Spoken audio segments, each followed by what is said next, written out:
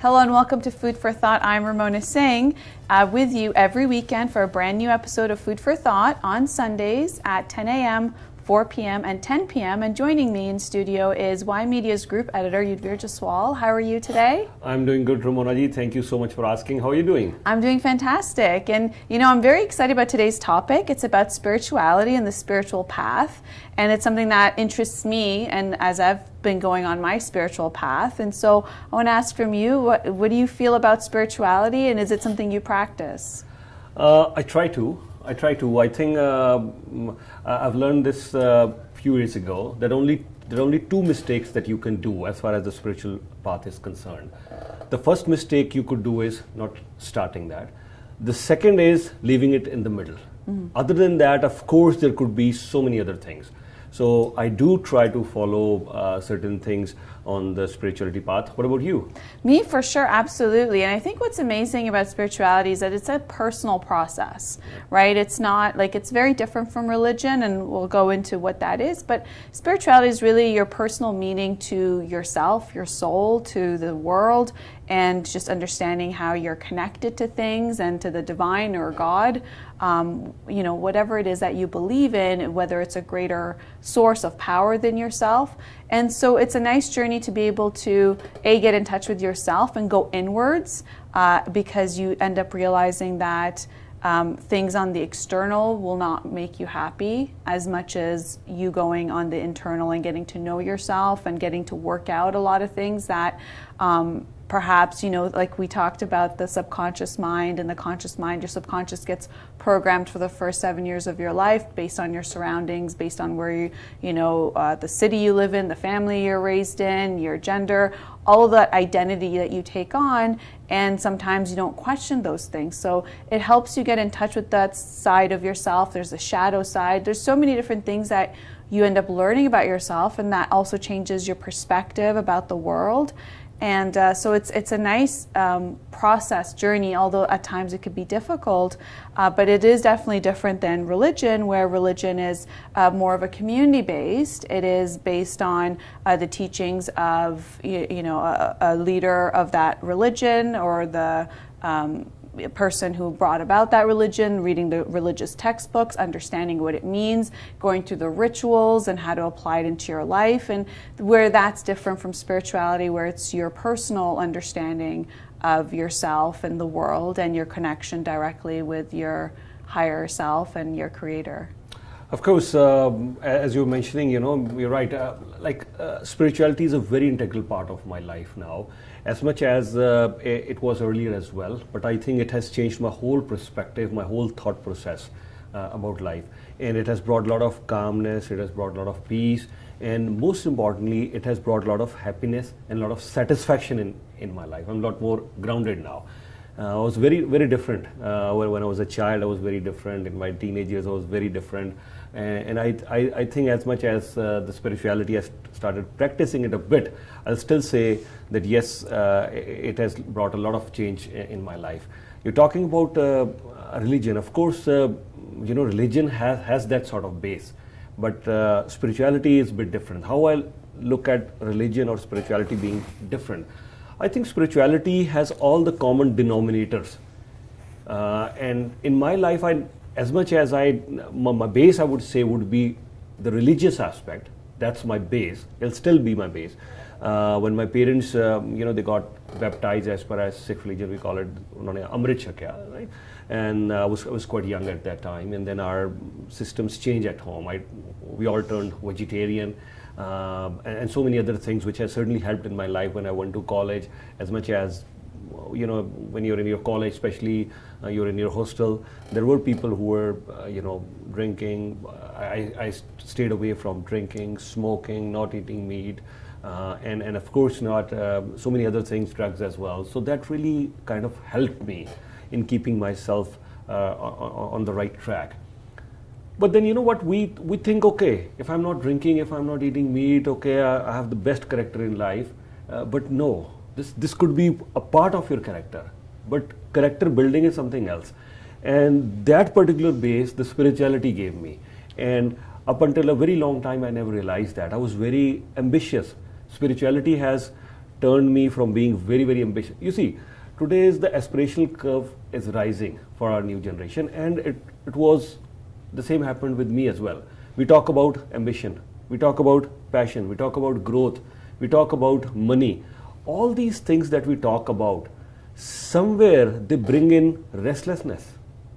As much as any motivational video that you saw, you read, how to become millionaire, how to go with your passion. These are all things driving or maybe driving you crazy.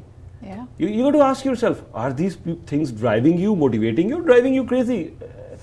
At one time, at one time, you know, I would be living in my dream world. And I would be always living in my fantasies, in my dream world, that this is what I have to achieve. And that, and at the end of the day, even if I was achieving few things, that didn't really satisfy me, that the happiness didn't last for a longer time, there was no peace. So then I started questioning myself, what do I need? How can I become happy? And maybe we'll explain it further, but how do you think about religion and spirituality, and how has it affected in your early years of life? Then we'll talk about present as well. Yeah, that's great. So my first encounter now as an adult looking back was with spirituality, or like just being connected to Source, God, was when I was 15 years old. Okay. And I was at home, and my parents, I was talking to them, and my dad in this example, and I was telling him that I wanted to do something, right? But I didn't really have my ideas intact, and the way he raised us was always like, you know what you want to do. If he's going to ask you some questions about it, you should understand the how, what, where, you know, all those W's, and know your answers. And I remember he asked me a series of questions about this thing I was saying that I should do, and he's like, well, how are you going to do it? When are you going to do it? You know, how, like, what, where, when? And I couldn't answer some of those things, and it got me really frustrated. And I think in hindsight, as an adult, it prepared me for, I guess, debates and strategic meetings and at work, because I come prepared with those things. But, you know, when you're younger, it could be very stressful when you're asked all these questions, right? And I guess I felt less supported for what I wanted to do. So the conversation ended, and I was very flustered, but I didn't want to cry in front of him and in front of my family. So I ran upstairs to my room, and I closed the door, and I sat against the door, because I have a big family growing up, and so I had like little siblings, and I didn't want anybody to open the door when I was like, you know, upset and crying. I had an image to uphold. No, I'm kidding.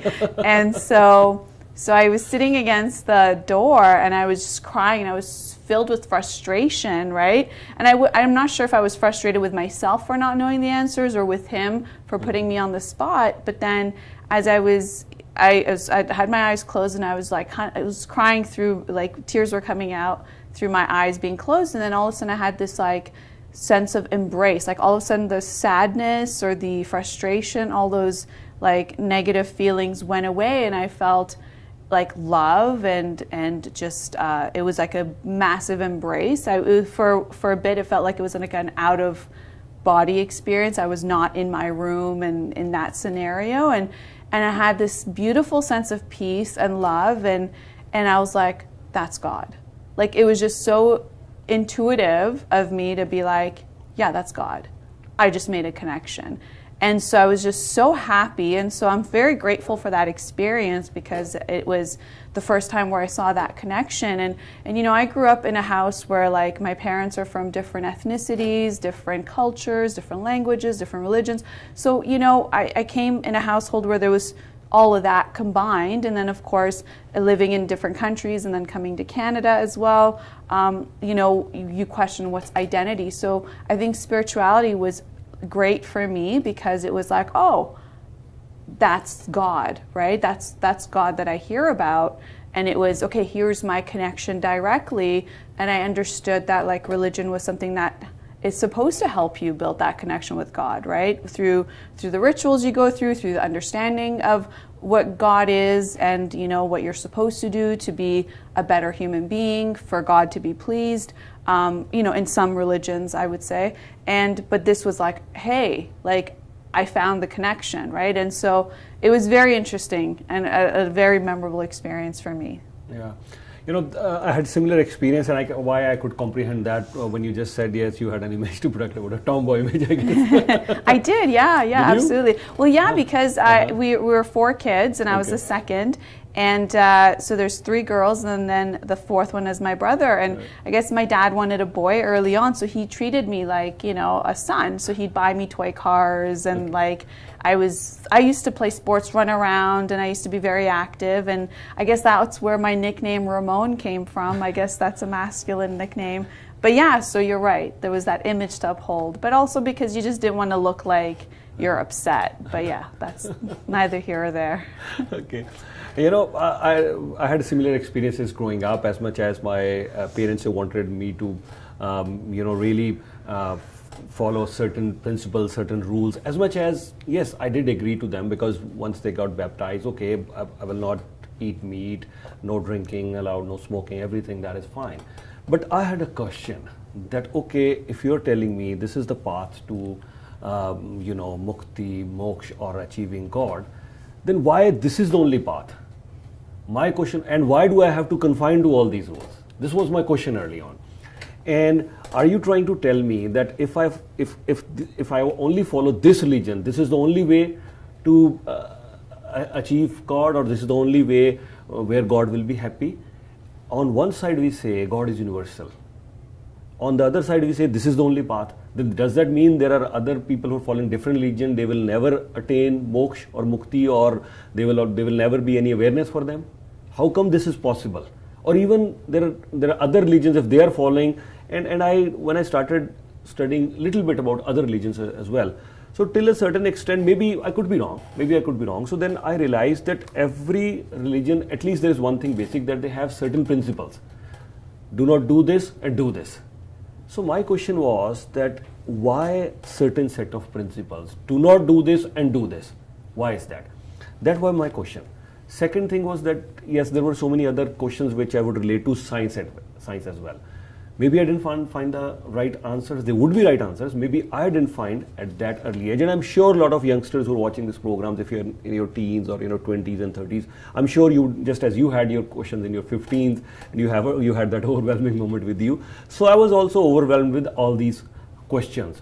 But one thing was sure in my mind, that I do not want to confine myself to one particular religious principle, that these are the only principle and I would strict with them. No. I thought, no, there is something other, there is something amiss, which I didn't knew at that time, what is spirituality or other things. So in my teenage, so I never got baptized. I'm the only one who never got baptized in my family. My brother, my sister, my dad, mom, they all got baptized. I said, no, I think I'll wait. Let me figure this out.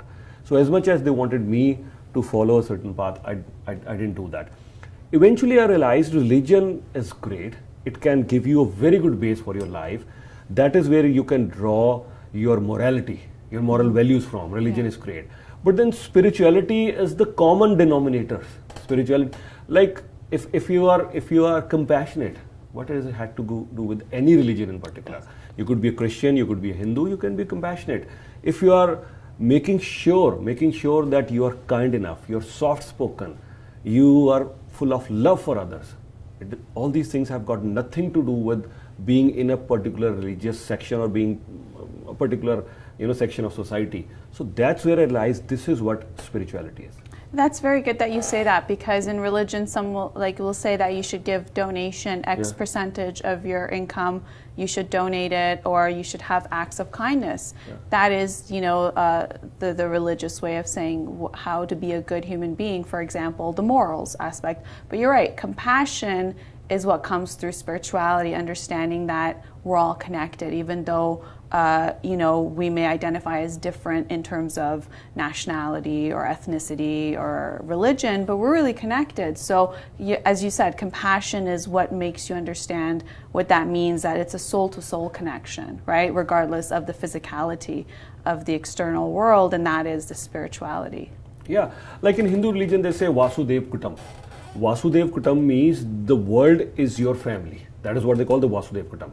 So as much as it is there, now what is the next step? How do you connect? How do you identify? In Muslim community, the Ahmadiyya Muslim community says, it's a brilliant slogan, I always love that, love for all, hatred for none. And I said, when it says love for all, hatred for none, then that means there are no exceptions at all.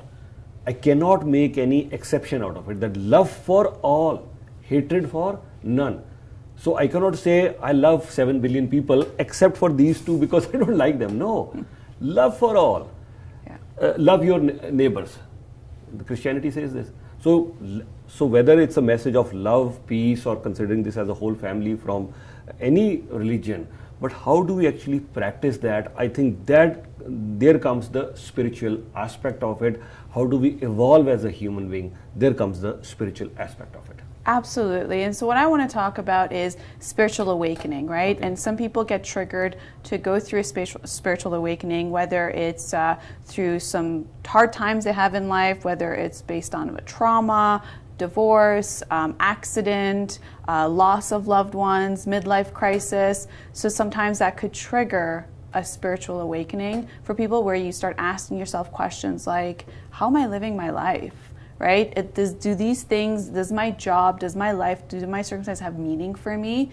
Am I being my true self? Do I feel uplifted? Like, for example, like when you said, when you're so ambitious and you have all these things you want to achieve, and whether does it motivate you, or does it drive you crazy? And you're always on that like hamster wheel running, right? Like, to what point is it enough, right? You want the house, you want the cars, and you want, all the amenities, and then you want it bigger, and then you want it faster, and then you want it. So at what point is it enough, right? And how much are you seeking to fulfill yourself through external means? Because does that really fulfill you, or does it make you happy for all of like few minutes? And I mean few minutes, like a short period of time, right? And then you're looking for the next high to be able to fulfill yourself. That's how some people get triggered on a spiritual awakening, and then others could be referred to as like an old soul, whether you're an empath or somebody who is always, if you believe in reincarnation, that is your soul is an older soul and understands some of these things, so it'll come maybe at a earlier age without some of those trigger points. But I've had certain challenges in my life, and I found that spirituality really helped me. I mean, I went to religion, and that was good because religion helps you have practice, and you know what they say, like, it's about good habits, right? Because when life gets chaotic, or you always fall back on your habits, right? So having good habits makes a big difference, right? Such as like, if your habit is to exercise 4 times a week, that's a good habit. So you're always going to fall back on those things. So religion is good for that, but I found, spirituality gave me something else, helped me go more within, as opposed to study how I can be on the outside and part of a community, and how to behave and what it means. Now, in a sense of community is really good, but then it was the journey of like, let me get to know myself, right? Let me get to know, am I on the right path? The decisions I've made, for example, my career, are they right for me, right? Or is it some preconceived notions I've had before my spiritual awakening because my family said it was the right thing to do, or society, whatever the case is. So I think it helps all those things. So I want to go through some questions that maybe some of you are going through some spiritual awakening, and maybe these questions are triggering you. You'll know that you're on the path. So some of the questions are, and some of the feelings that you have when you go through the awakening of spirituality is, you feel as though your life is false. So like, you wake up and let's just say you're an investment banker, right? And then you just feel like, and I'm nothing against that occupation, but I'm just saying you're in this high stress, big money career, and then are you feeling fulfilled, right? Your aspirations are met, but do you feel like you're living the false life? Whatever that could be, right? You crave for meaning and purpose, right? It's about asking yourself, like, what is my purpose here? And I was in my early 20s when I started asking, like, what am I supposed to do here, right? Understanding, like, okay, this is life, but now what, right? Like, there's got to be some reason why I'm here, and that was because that's when I was seeking spiritual understanding, and through religion, saying, okay, well, you're given talents and gifts that you're supposed to use for the betterment of humankind, not for the betterment of yourself, right? So like, if I have a talent or a gift, I shouldn't be using it just for me to benefit, for me to have, a certain type of lifestyle. I should be using it to, contribute to society as a whole, because that's what it's there for, right? And that's when you feel connected and a sense of wholeness. So there's some of those things, and a couple of things I'll just go through, and then I'd love to hear your feedback. You begin asking deeper questions, right, about your life, about people, about life in general.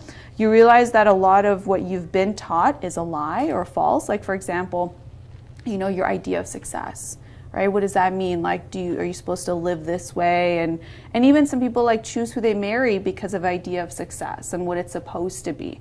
And it's like, do you really know that person? Do you know yourself before you take this big step and then start a generation of children and grandchildren and so on and forth? So you start asking some of those deep questions.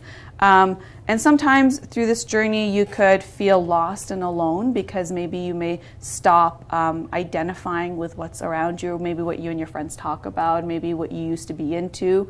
So all those things happen, and that's just a few of them.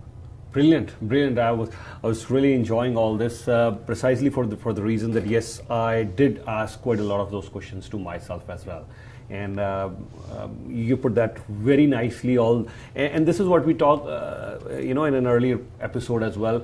If you want to have a great life, ask yourself great questions. If you ask yourself great questions, you'll certainly have a great life. And I think these are all great questions that Ramona you just asked. These are all amazing questions that you just asked. This did happen with me as well. So as I was discussing earlier that yes, having a religious base in my life in which I did certainly, you know, follow certain principles that I would not drink, I would not smoke, or certain other things as well.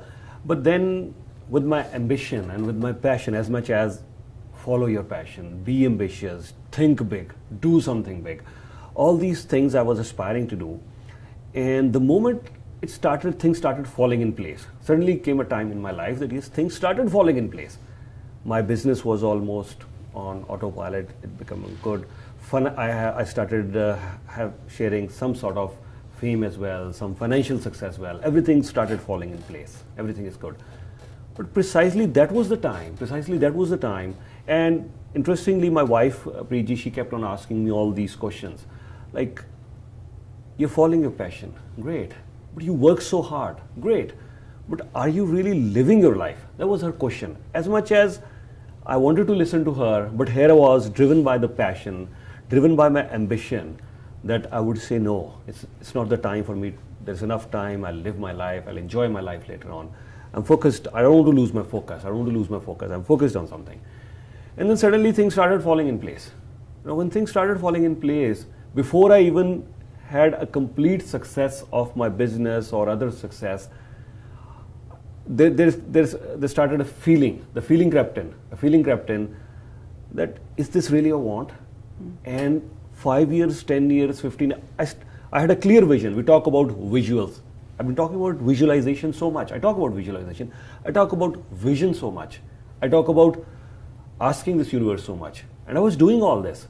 But suddenly in my visuals, in my vision, I started questioning my own visuals. I started questioning my own thought process. As much as I could see that the vision was very much clear, it was very much focused, as much as I could see 5 years, 10 years, 20 years down the road, this is where I will be. But I started questioning myself that, is this really, you really want? Will this give you happiness? And at that particular point, I started watching Buddhaji. How I started watching Buddhaji? Because there was a serial coming, Ashokaji. I was very intrigued by Ashokaji because he was one of the greatest kings India had ever had. I still remember right here sitting in the studio, it used to air at 9 p.m. And everybody here in our studios, because I used to work late hours at that time. So right when the serial used to come, Ashokaji, everything had to stop. And I had to watch that serial for half an hour. It was not available anywhere else.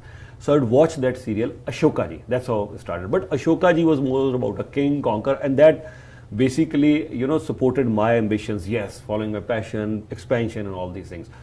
Right after Ashokaji, on the same time, Buddhaji started airing. So I started watching Buddhaji. So as much as I didn't plan it, but I started watching Buddhaji. When I started watching Buddhaji, my perspective completely changed. Everything changed in my life. From passion to ambition, it started becoming, no, I have to have purpose in my life. My business, media, this has to have some purpose in life. From getting something, achieving something, it became that no, I have to give something. I felt more happy, more contented, more grounded when I started sharing that, when I started smiles on other people's faces. And I started, I could clearly feel a fountain inside me of love. And during these business times, of course, as much as I would practice the religious aspect, moral values, but once in a while, not many times, but once in a while, I would get upset. I would get upset from someone. And as much as I would say no, that I will not do anything against anyone, but why I can't have love? Buddhaji taught me. Buddhaji taught me love that person as well. Buddhaji clearly says this: if you're holding a burning coal in your hand to throw it at somebody, it's still burning your hand for that minute. And now the game changer. Buddhaji clearly says that who deserves your forgiveness the most in this world? You. Mm-hmm. So I said, Yudhvir, you know what? I identified, maybe I'm just putting a number here, maybe I identified 1,000 challenges. Because Buddhaji also says that don't use any abusive words, because as much as they may not help the cause, sometimes you get anger, use abusive term or any other terms, because they do not help any cause, but they still, because and this is scientific as well. How is anybody else listening to me? Because I'm putting this energy. Energy can neither be created nor be destroyed. It can only be transformed from one form to another. E is equal to mc square, Albert Einstein. So when I'm releasing this energy over here, it will be always there in the universe. So I started using the right terminology. So I started, instead of using, earlier I used limitation. When I saw not limitations, then I'll start changing it to challenges. So I realized that I could have 1,000 challenges. I'm a human being at the end of the day. So I am having 1,000 challenges. So two things on this path of spirituality, everything else, I'm not God right now, and I may not even achieve the path of complete moksha or success. But the two things that I can do wrong, two things. One, I realize this, I don't start. Second, I leave it in between at any given point. There will always be ups and downs in your life. When you are doing anything, you're a human being. And follow the first rule once again, you have to forgive yourself. So I started doing this. I said, yes, as much as I realize I have 1,000 challenges, but start minimizing them. Kam, krodh, lobh, moh, hankar, anger, greed, lust, jealousy, they cannot die down as long as you have this body. But start minimizing them. Try to get into the zone zero. That should be our goal. That should be our target. And I started trying to do as much as I could. And I found complete happiness. I started being a lot more calmer, peace with myself. And I think from last few years I'm enjoying. But I'm still working on all my challenges that I have. I know one by one I'm working. And yes, I'm getting a lot better on that. So beautifully said. You're right, because if you don't forgive yourself, how are you going to forgive other people, right? If you don't have compassion for yourself, how are you going to have compassion for others? Same as love. Like, you just got to learn how to love yourself with all those challenges, and that's the beauty of being yourself. Yeah, that's beautifully said. We're going to be back after this break, and we're talking about spirituality today.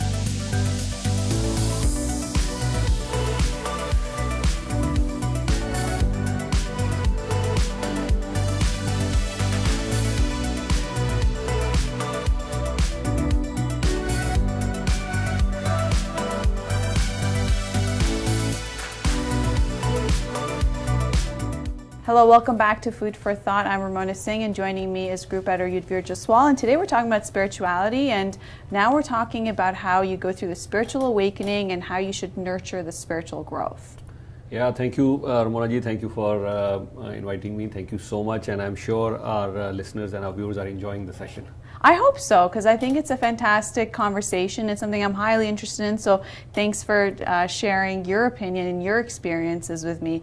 And I think it's important for people who are going through their spiritual journey, and just to understand, like, there are 5 different ways that have been identified for your spiritual journey and how you get to be able to center yourself. And it is a personal experience. So the first one being, it's an earth-based spirituality, which involves shamanism, which is something I actually have delved into. And that in shamanism, it's one of the oldest ways of getting in touch with yourself, your soul, and spirit, and practiced by indigenous communities. And it survived in the Amazonian jungles of South America.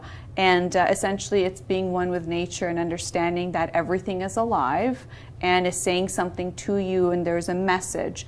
And so, for example, listening to some of the shamans that I've listened to, they say, like, even when you're walking in nature, like, take off the headphones of whatever you're listening to. Because before I used to take a walk and I used to listen to a podcast or, an audiobook, or call a friend and catch up. And then I started practicing, get rid of that and start listening to what is supposed to be communicated to you. Because you're always being, like, the universe and all the different planes of existence are always communicating with you, right? Whether it's inspiring you with an idea, whether it's all of a sudden you get a download, right? And what I mean by that is, like, all of a sudden you get a solution to something that was, a big problem for you that you couldn't figure out. So I've understood that, when you go into nature, allow it to speak to you, allow it to connect to it. And that was through shamanism. So that's the earth-based understanding that everything is alive and well. And one of the other things is, like, when you start going through your spiritual awakening, sometimes you may wake up in the middle of the night, right? And so if you're waking up at like 2:30, 3 a.m., 4 a.m., it's probably a good time to get up and just practice a little bit of breathing. And meditation is really like centering your mind and focusing on your breath work. And then all of a sudden, you get a message. So I think you think that I am like smart about some things, but really the honest truth is that I'm actually meditating and I'm getting, insight through all of that. So really that's where my inspiration or creativity comes from. Right. I think meditation is a very integral part of spirituality. And just as you were mentioning earlier, I had always one notion very clear in my mind, that between me and my God, between me and the energy, the all universal energy, between me and nature, I would not allow any human element in that. With the utmost respect, I'm saying this one.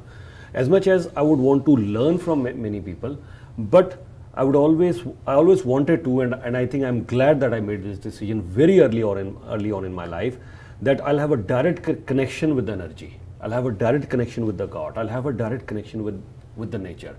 Like Buddha ji, if you ask him there, and second, another point was that, when you start following certain principles, why didn't I follow certain principles? And I think I was right at that time, and today when I look things in the hindsight, I think I was very much right on the point. Why? Because if you set certain principles, what happens is that why do people become hardliners?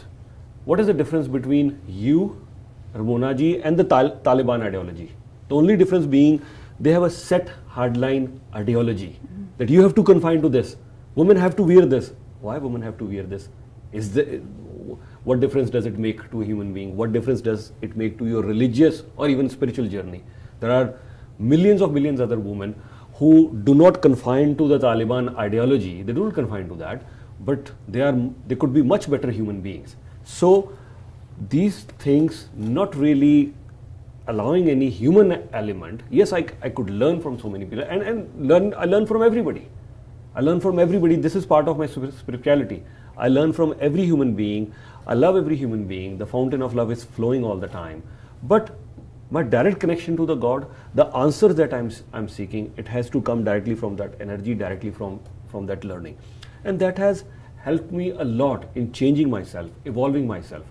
If somebody else would say something, right now, I think somebody could do the worst thing to me and I'll still be very loving for that person. I have 100% believe in this thing, that if somebody has done the most wrong things to me, the person walks inside in the studio, my hug will be 100%. My love for him will be 100%. It will be very compassionate. If there was a meter, there was a gauge which could check when I meet that person, I smile at that person, we shake hands, we hug each other, we have a cup of tea or coffee, and there's a meter which is going to check me, just as you have other meters, and it's going to check me that are your feelings 100% true, you love that person. It will come out as 100%. It won't be 99.9.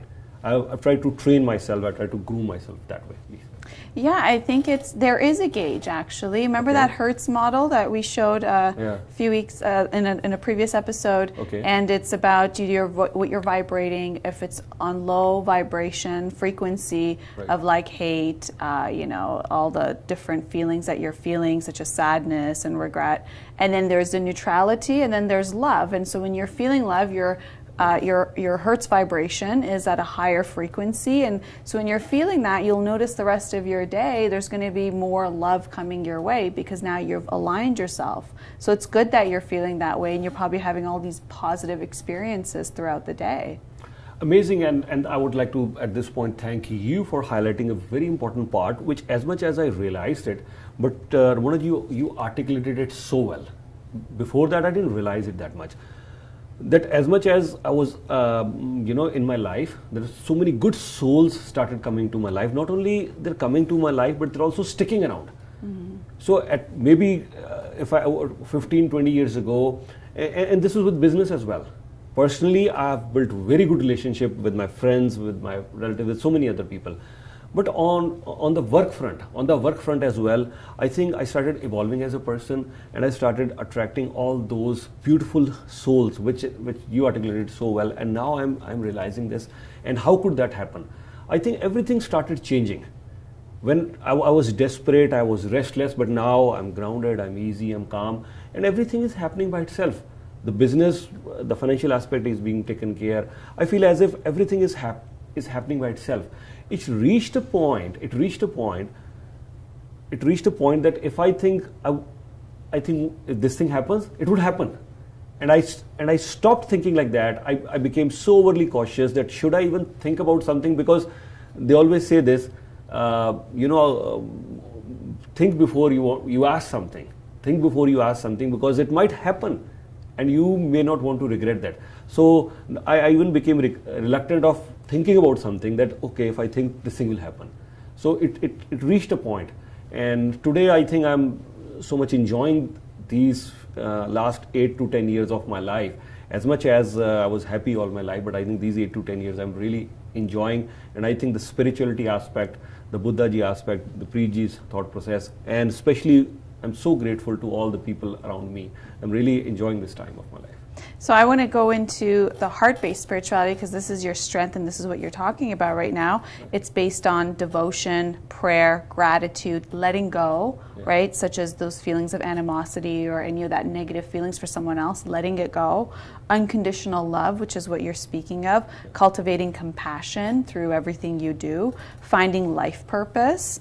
Finding the meaning of life. Conscious relationships, so having, like what you mentioned, even people you work with, people who you provide services to, or who you go to, or your colleagues, all your family, friends. It's that conscious relationships, heartfulness, philanthropy, and listening to and devoting to your intuition, and all of that. It seems like you're very strong in that heart-based spirituality. You're looking at that, and you're the guru, you're the master in explaining all these technical things, because you've done shamanism, you've done Reiki. There's certain things that hypnotic analysis of self. As I told you, I haven't attended any camp, or these are the things I haven't been able to, so I'm going to learn more from you. But of course, as you were just mentioning, I realized what will give me continuous happiness. What will give me that the fountain of love, the fountain of emotions that I always feel right now from morning till evening. Of course, I'm a human being, but I can only share one thing, that if you are feeling, emotions can overcome you. They will never go. If I will say this, that yes, especially grief, sorrow, grief, sadness, they will always stay in the life. The only thing is how you react to that. The only thing could be how you minimize that. Yeah. Sometimes if I'll try to claim that I don't feel angry, no. I could feel angry, but how do I minimize that? And how do I make sure, whether it's sadness, grief, anger, anxiety, all these emotions which are there, how do I minimize their impact? That is what I've learned, that the root cause of happiness lies in sharing, giving, being grateful.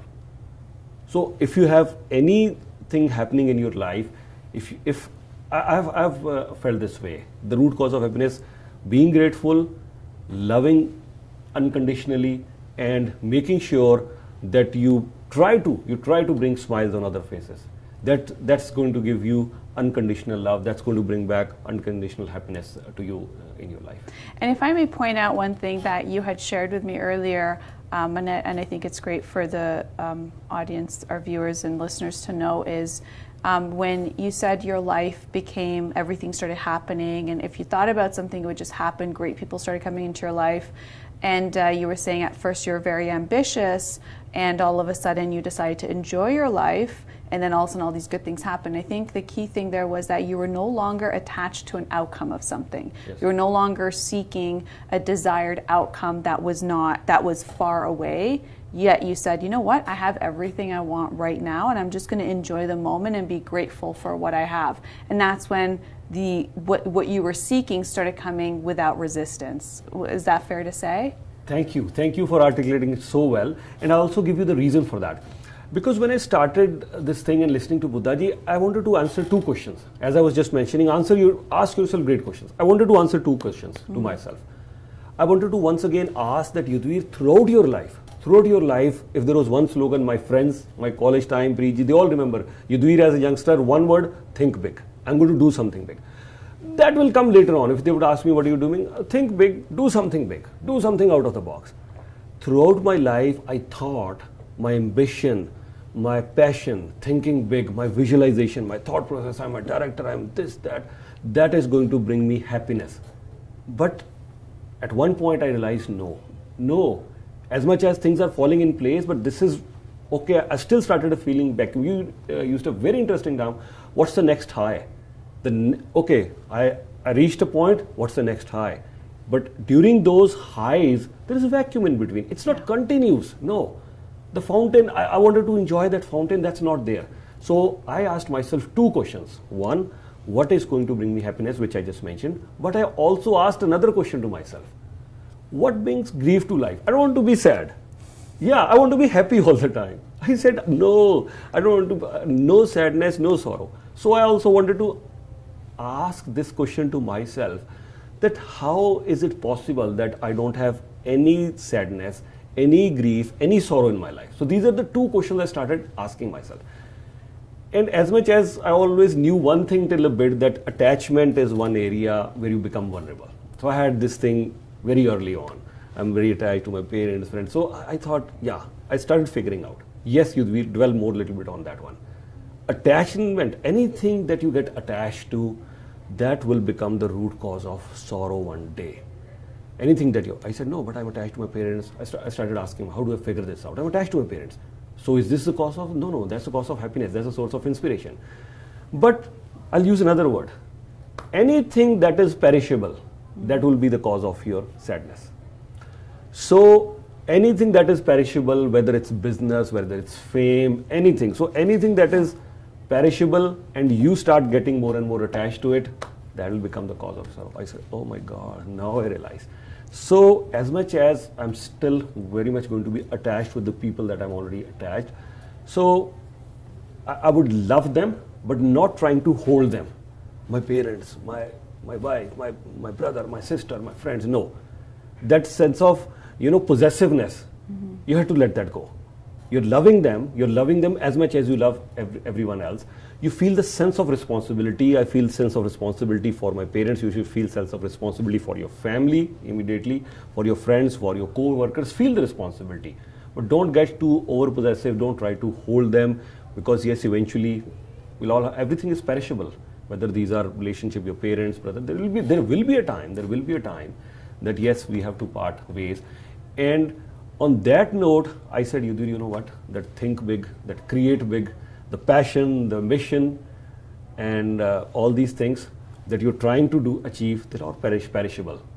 So get less attached to them and start attaching yourself with all those things will bring you to current, live in the present, and enjoy the life. Yeah, and I have to say I observed a few things when you said you don't want to feel sorrow. One thing I observed from you is that you don't use any negative terms, yes, like how you interchange them for how you want to describe something, but you will never go into a negative term. And the other thing is you apologize fast, right? So I guess you don't want to feel sorrow. You don't want to make others feel sorrow. Yeah. So I find that I see you doing those things whether you're aware of it or not. Yeah. Yeah. No, absolutely, because one of the reasons that I always feel is that, you know, like in my relationship as well, with my wife as well. So just yesterday, you know, after the badminton game, so we were 5 or 6 players, you know, we were standing all of 6. So I said in the last 26 years, Preeti has, in our relationship, Preeti has apologized for maybe 5 times in 26 years. And I don't mind apologizing, because this might sound a bit depressing, but this is the analogy that I always use. I said, from the moment you meet somebody, whether it's your life partner, any friends, any co-workers, your parents, brother, sister, the time is set. The time is set that this will be the time that you're going to leave them. Why not make the best of every second? Mm-hmm. If there are 2 brothers, 2 sisters, your parents, 2 friends, so the time is set for 10 years, 15 years, 20 years. And there will be a time, oh my gosh, my dad is leaving me, or my dad has left. Why didn't I make the best utilization of that time? So that happens in couples relationship or everywhere as well. So be grateful, be thankful. There is no harm in apologizing. And Preeti suddenly stood up. So I thought maybe I said 5 times, and I said, okay. She said, what are you talking? I said, oh, sorry, maybe 5 or 10 times. She says, no. I'm not even 5 times, because I'm never wrong. I'm always right. I'm always right. I'm never wrong. Oh, I said, okay, fine. So not even 5 times there, maybe once or Did you apologize for saying 5 times? I don't know. I said, okay, I'm sorry. Yeah, not even 5. Because the way she stood up, you know, they said, what are you talking? I said, oh, maybe sorry. If not 5 times, then maybe 8, 10 times. I said, that's the point she wanted to make. But she said, no, I'm never wrong. I'm always right. So, but the thing is, you know, in any relationship, I think being grateful, being thankful, apologizing first, I'm okay with that. Yeah. No, you do it frequently, like with just things like, oh, I'm sorry, did I interrupt? I'm sorry and it's something that's a part of you, and I think it makes other people feel like uplifted, like you don't mean any harm, and therefore, you know, and then they'll say no, and I feel like it makes for a good relationship and a situation with, you know, anybody you deal with throughout the day. But I do want to go through the other aspects of spirituality. There's the metaphysical spirituality, which is energy healing, Reiki, some of those chakra healing, which is fantastic. Anybody who's doing chakra meditation to open it up, it's absolutely life-changing. And we'll go into that, whether it's a divination, astrology, any of those, soul retrieval, that's from the metaphysical spirituality. Then there is the body-based spirituality. So if you're practicing yoga, Tai Chi, chanting, breath work is fantastic. If you learn how to do it and you get somebody that guides you through it, it's life-changing as well. I mean, I'm saying that. And then there's the mind-based spirituality. So there's meditation, mindfulness, visualization, self-hypnosis, positive thinking, law of attraction, which we talked about. And then there's also the psycho-spiritual inner work, so journaling, automatic writing. I definitely recommend that to anybody. Journaling throughout the day, like once a day, it helps just to get your thoughts out there, and it helps you ground yourself. Automatic writing is when you just take a pen to paper and you just don't think, just write, and you'll be very surprised what comes out. And it's usually like you getting your subconscious mind and your thoughts and your beliefs out there, and then you're all of a sudden conscious of it, very aware. Dream work, inner child work, which is making sure you go through and you do the self-analysis to be able to heal your childhood wounds, so you're not acting out or getting triggered as an adult because some of those wounds are not healed. And then there's shadow work, which is the parts of you that you reject, that you don't want to know, so you hide it, and it's about understanding that it's there and it's okay. And the beautiful thing about that is, as soon as you, even if you're feeling a negative feeling, don't try to suppress it and say, I don't feel this. Sit with it, observe it, come to surface, because as soon as it's coming to surface, it's actually being released. So don't do the opposite, which is what some people try to do, which is, oh, I don't want this to come out because if it comes out, then I won't feel good. So let me distract myself, put on some music, go talk to somebody, go do something, go watch a movie.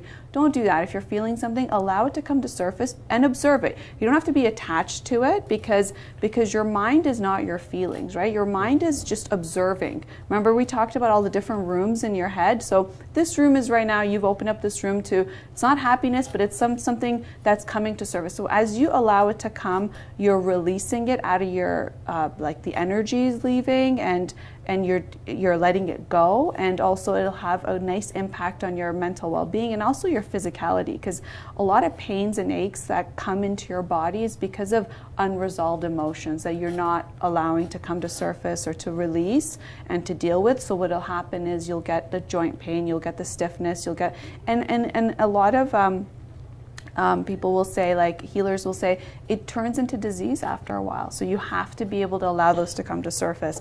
So that really helps. And then there's the archetype work. There's so many different things that we can go into, but we've run out of time on this amazing topic. I hope you've enjoyed yourself. I certainly have. And any last thoughts that you have? No, I think I certainly enjoyed on this one, and wish we had more time on this one. But I think three things I like to sum up. One is that our moral deeds. We have to take a high moral ground. Whatever we do, we call it karma. So that's the number one base. Because we could read so many textbooks. I can talk a lot, maybe 100 hours on anything, read textbooks, do research, but I think if my karma are not good, that's the number one thing. Number two, which I'm sure I wanted you to talk more about that one, that's meditating. Because that will help you in raising your awareness, raising your knowledge. And the number three is, of course, which the third part is knowledge and awareness. So your karma, meditation, and raising your awareness, these are the three aspects, three bases, which I think I've come to this conclusion. I'm very I would say my challenge, I won't use weakness or limitations, I would say my challenge is, which is your great strength. It's not your strength, I know that part you got great strength, and maybe we could talk, if we had some other time, we could specifically talk about all these things once again, because it's a great topic, I'm really enjoying it, and that's your strength too. That is the meditating part.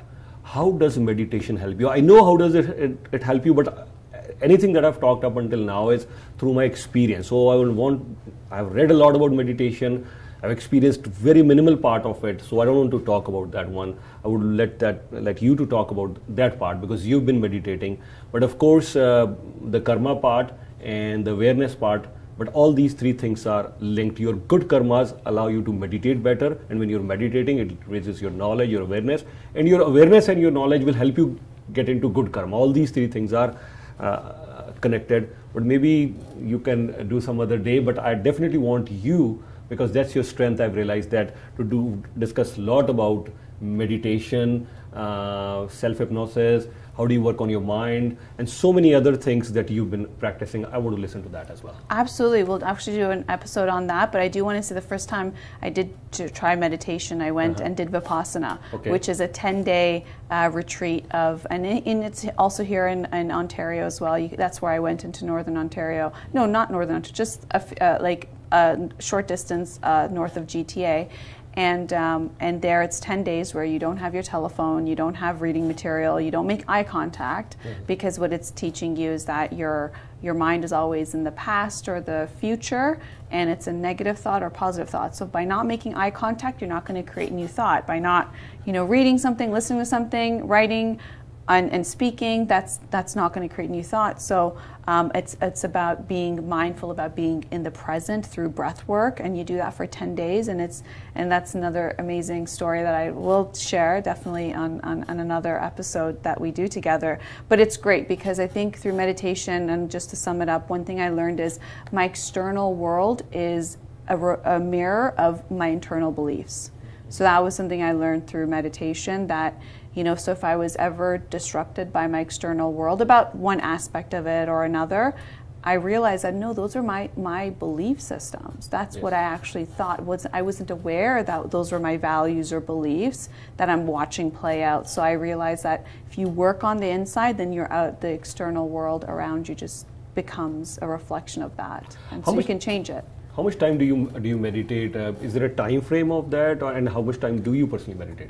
So sometimes I'll do 15 minutes, 30 minutes, an hour, depending on how much more I want to go and how much more in depth and what I want to get out of it. Yeah, like in terms of, because if I feel like I'm doing some good heavy lifting, then I'll want to stay longer and do it a lot longer, yeah.